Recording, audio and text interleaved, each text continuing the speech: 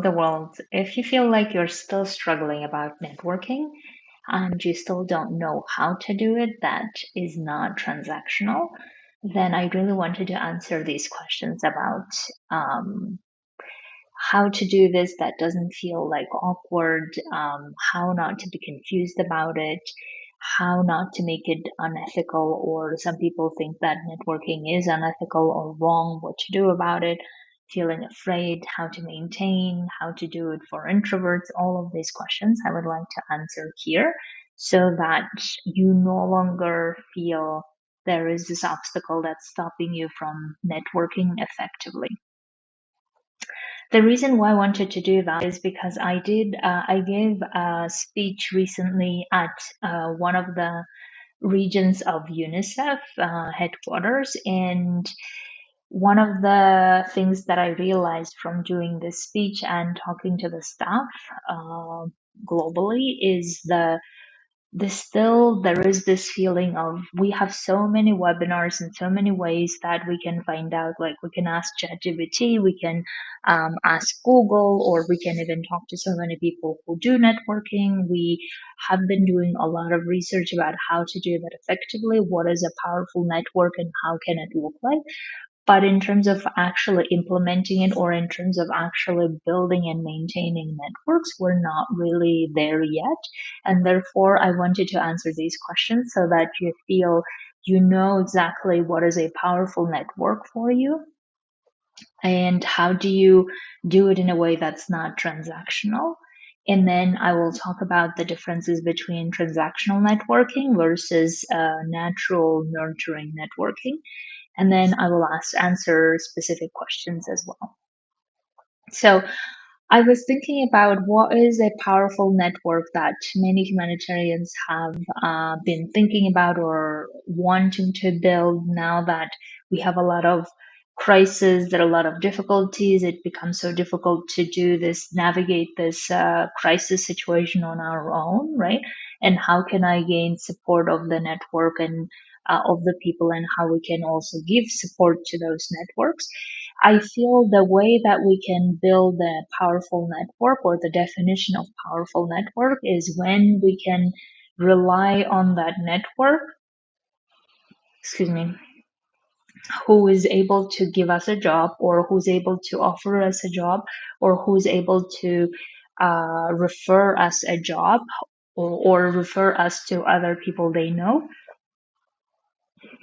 Or another best way to have powerful networks is when your network is advocating on your behalf above and beyond. So, this is how I would see a powerful network that can look like. Now, how do we distinguish between transactional networking and a natural networking? Transactional networking will feel very off. It will feel like very awkward, very salesy or sleazy, or it will feel like as if we're trying to get something from someone, or we just appeared in someone's life and then we're asking them a favor. That will feel very off. And many humans, we don't want to do that, right? We don't want to be on the receiving end of that networking, and we don't want to do that type of networking ourselves. So then, in order not to make networking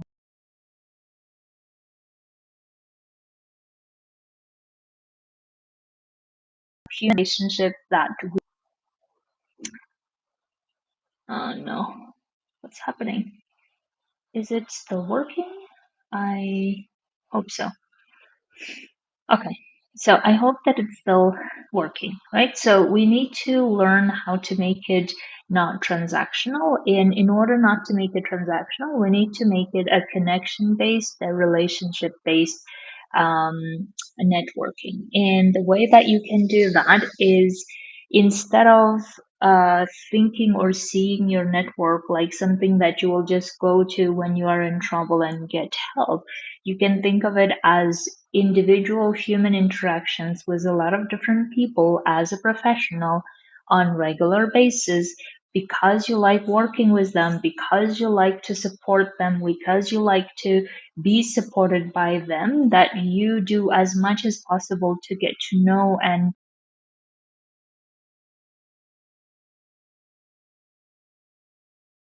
them and not just appeal.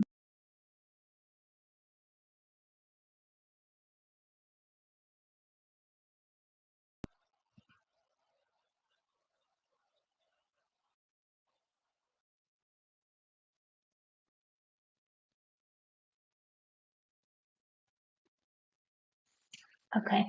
I feel like my internet is very unstable. I'm sorry, guys. So, if we are knowing, like our feelings will tell us when it is a transactional feeling of networking versus nurturing type of networking. So, instead of waiting and feeling like, oh, I have not built that type of nurturing relationships with people, I haven't done that, I have just disappeared and now I'm reappearing, it's not too late to do that even now, but invest in those relationships just like if you would invest in other any other professional relationships, and don't treat it like a relationship where you're just trying to get something from them. And people will also feel when you're just doing it to get something, right? Versus you're genuinely interested in being in contact with them, in relationship with them, in catching up with them from time to time, in learning them or getting to know them as humans behind the professional work could be very helpful. Now, the question number one that I guess get a lot is the question of people being confused about it, or question of people feeling like networking is some kind of a myth that people don't know how to navigate it essentially, right?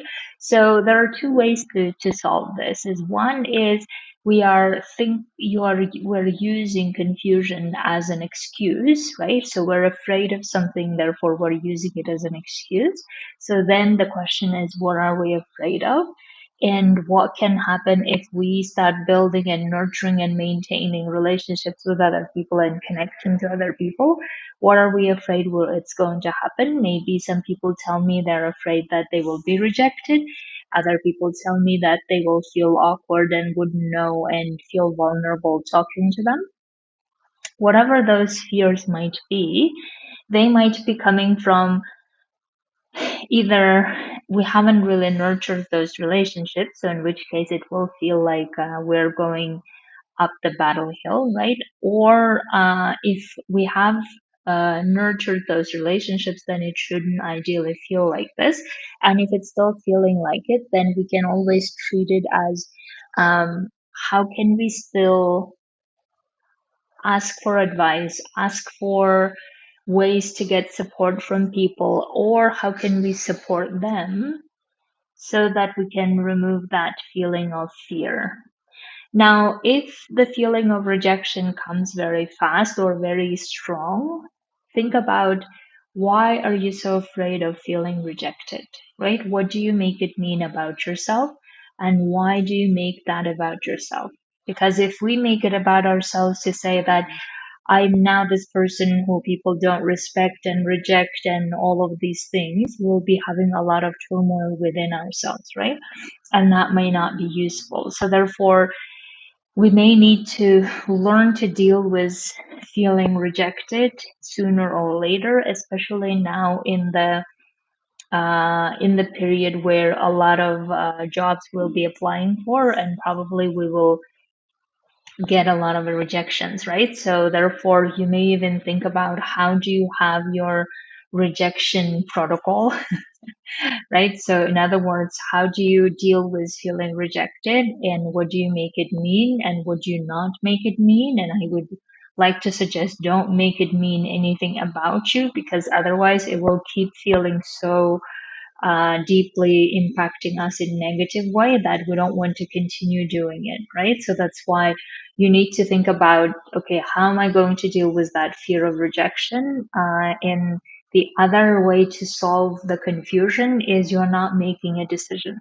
So the way that you can make a decision about confusion is, okay, what am I really confused about in terms of how to network and how to nurture relationships with people.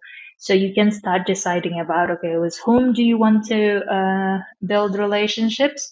And I highly suggest don't do it because I want to get something from them, because then again it will feel like transactional and it will stop you from going further, right? So therefore, think of people that you trust, that you love to work with, that you would like to work with in the future. Think of all of those people, and then how do you nurture connections and relationships with them, no matter whether they will support you or not, and then start nurturing those. And you need to make those decisions so that you can continue moving forward to building and maintaining relationships, rather than keeps telling yourself, oh, I'm confused and I don't know what to do. Right. The next question that I think oftentimes I get from people is that they say that they are busy and they don't know how to maintain the networks, even though they are good at building network, right? Starting networks, and then they're not good at maintaining it. And the only answer I can think of why they feel busy and they don't maintain it is because they don't really see the power of connection. I think the main explanation I can have is that when we keep feeling busy, meaning we keep prioritizing other things over our networks, over our connection and relationships with other people, that just shows to me that we're prioritizing something else and we're not prioritizing those connections and nurturing those relationships. And that probably comes from us not valuing those relationships, or we still treating it like a transactional thing. And I'm assuming you don't want to treat it like a transactional thing, right? You don't want to treat it just like you appear whenever you want to in other people's lives, or even if other people appeared in your life and kept asking for favors, you would probably not like it. So therefore, the only way I think that this networking can feel natural is if we continue building those networks beyond this crisis or beyond this difficulties and challenges. So therefore, if you are busy and you keep feeling like, oh, I should be maintaining these relationships, but I'm not, ask yourself, how would you treat it and how would you maintain this relationship if it was part of your professional behavior, right? Because I think the other thing that I've noticed among humanitarians, and this used to be true for me as well, is that when we think of something as our professional behavior, this is our standard of how we behave, we would always do those things, right? We would always have that commitment. So, for instance, if we are someone who says, I will always finish things by deadline, that's our professional behavior, then we would always finish those things by deadline because that's how we see ourselves being that person. Even if there are a lot of challenges and obstacles come up in the way, we would still finish it by that deadline, right? So I feel currently the networking ability that we have, that needs to be part of our professional behavior. And I believe that this should have been already part of our professional behavior a long time ago. But since now we're all talking about how networking is can be powerful if we know how to do that, then I think we can finally realize the value of it, and also treat it like one of the important things we do for ourselves, because this is the type of professional we are. So therefore, I would say, if you keep telling yourself you are busy and you can't maintain, that means that you are prioritizing something else and you're not valuing your network. Then the question is, why? Do you really not want to value your network? And in order to value them, how do you need to behave as a professional? You need to answer those questions. The other question that I get a lot is networking being unethical or wrong in some way, right? So if we do networking, we are in some way interfering or asking for favors, or doing asking other managers to do favoritism for us, and therefore that would be wrong. And I think exactly that would be wrong. But again, as I said, that transactional networking, I think, is what we're thinking about when we are asking someone, okay, can you please do me a favor and just take me instead of other people? But currently, because the competition is so fierce and there's so many qualified people who are applying for the job, even if we ask someone to do favoritism, I don't know how far we could really succeed it, right? So think about, there are so many people asking this manager to, I don't know, let's work together. Can you take me can you favor me than other people? That way, we are really undermining that manager. We are also undermining the process, obviously. And of course, as humanitarians, we have also reasons for undermining the process or not trusting the process. And we have also stories of how there was already someone who was occupying that position, or this position was created for someone, whatever the case might be. But if we are doing if we're doing networking in the natural, authentic way, then we are just building relationships with humans, with other amazing humans. And our goal in that process could be letting our network know that these are the positions that we're applying for, or getting their support in advice or maybe referrals as well.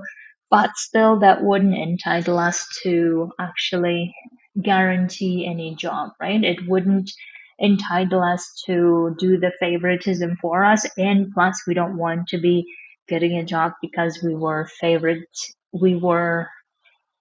what is the word I'm looking for? We got the job because someone did the favoritism to us.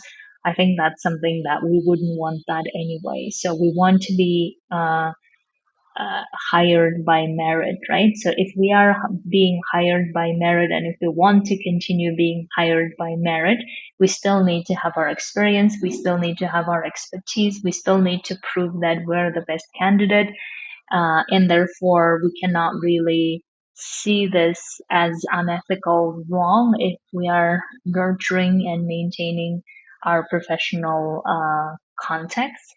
But if we're treating it as transactional, meaning that somehow we ask someone else who's very powerful in a powerful position to ask them to influence this process, and we are asking them intentionally, can you please get me instead of anyone else, and you are so powerful, probably it will feel unethical, and maybe it's good that we're feeling that, right? Because that also shows that we have our compass, professional compass, and we don't want to step beyond that either.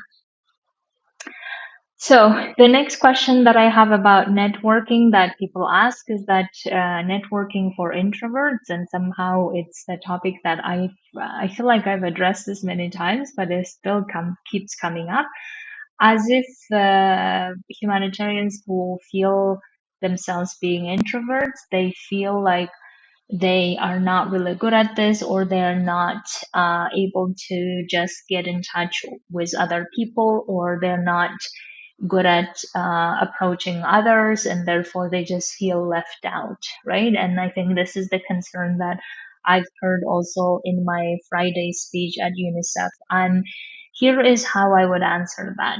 First, I think introverts have a lot of different ways to solve and approach things that than extroverts, and I think that's also great ways that the introverts can approach. One of the ways that I have heard many times from my clients we have worked through is talking to other introverts and building your network of introverts, and also making that network very powerful. So the way that you can do that, obviously individually, talking to either events or online, talking to other people who are also introverts who may not dare to make the first attempt or talk to you first. So how can you um, overcome your fear, or even if you're feeling the fear, you still go for talking to them and doing one person at a time, instead of mingling in big groups and doing networking in the big groups. Because if you feel like big groups are not really for you, the best thing you could still do in big groups is you could go stand in the company of other people and then make an active listening to that person, whoever is speaking. And the more you listen to that person also notices that you are listening. We humans are good at knowing who really listens to us, who really hears us, right? And then they start the conversation, and therefore you don't need to do the first move. So therefore, that's another strategy that you can do. Another one, obviously, that I suggest to people all the time is um, ask your current friends to take you to other, I don't know, parties or events who is more comfortable. And through that connection, you can build connections with others as well. So as an introvert, I would say building network, maintaining network can be an amazing like you may have a lot of advantages. And another one that I have seen and worked, which is I have helped some of my clients who are introverts to showcase more their works and results. And the more they do that, other people recognize their work as well, and therefore they're likely to get more recognition. And this, I think, is one of the best ways to do networking. So the easiest way to network, I find, is showcasing your results so other people love to work with you. Make other people feel so important and valued and respected. And the way you can do that is by listening to them, recognizing their work, recognizing their opinions, hearing them. All of these are great ways to make other people feel important, and therefore they will always remember you and they will always want to work with you, right? And another way that easiest way I find is to network with other people is starting with the circle that you have currently. Whoever that circle is, keep widening that circle, right? So currently maybe you have a circle of friends who have their own circle of friends. That could be one way of expanding networks. Another way is obviously through work, right? So you have already people that you have like-minded, or you feel like you understand each other, and then you start building more intentional relations with them. And then the more you do that, they may then start introducing you to other people, and that's how you get expansion of your network and make those networks powerful. So therefore, I really wanted to, in this episode, answer the question of why you are still not acting on building and maintaining, nurturing those powerful networks versus just staying in the transactional way of networking. And I hope that answering these questions about confusion, about being unethical, about being introverts, about being busy, about being which one is the easiest way, transactional, non-transactional, all of this will help you start really making some decisions about, okay, I want to be serious about how to build and maintain my network of people, how to make that powerful. And by the way, I forgot to say another easiest way to network is you giving support to as many people as possible. I think this is the biggest way that you can do this, or the easiest way you can do that. When you offer support to other people, they're likely to take it up with pleasure, with gratitude. They want to do something for you as well. And of course, I'm really always suggesting do these things, whether you build a network, whether you give support to others, do it without any expectation of getting anything, because as soon as you feel like you're doing it so you can get something from them, it will again feel transactional, and you probably don't want to feel that way, right? So that's why all of these answers, I would like for you to use it as a way, okay, there is really no way that I continue being confused about it. I want to make networking and building, maintaining powerful networks part of my professional behavior. This is who I am as a person. I do this because um, I get joy out of building, nurturing relationships and having genuine relationships and connect with people rather than doing it in times when I'm in crisis and I'm just desperately searching for people to help me. That may not feel good and that shouldn't feel good either. So therefore, I would love for you to encourage now, make some decisions and go out and start building if you haven't done one. And if you have already a network, then start thinking about how to maintain it in your authentic way regularly so that you really give support to them as much as you can. And when you need support, you could also ask for it if they're available or wanting to. And that way it will feel more natural. And if you would like to work on this with me, then absolutely come to my group coaching. I have actually just launched my group coaching, which is until, let me just check, which is until 31st of August. So you can sign up to start working on this together as of this week so that you no longer have an excuse to say, oh, I don't know this, I don't know that, because whatever the thing that you feel you don't know is actually not true. What is that you're not doing is um, the feelings and emotions are stopping you from doing the actual work on building and maintaining, and that I can coach you on. Okay, my dears, have a beautiful week, everyone, and I will talk to you very soon. Thank you so much for being with me until the end, and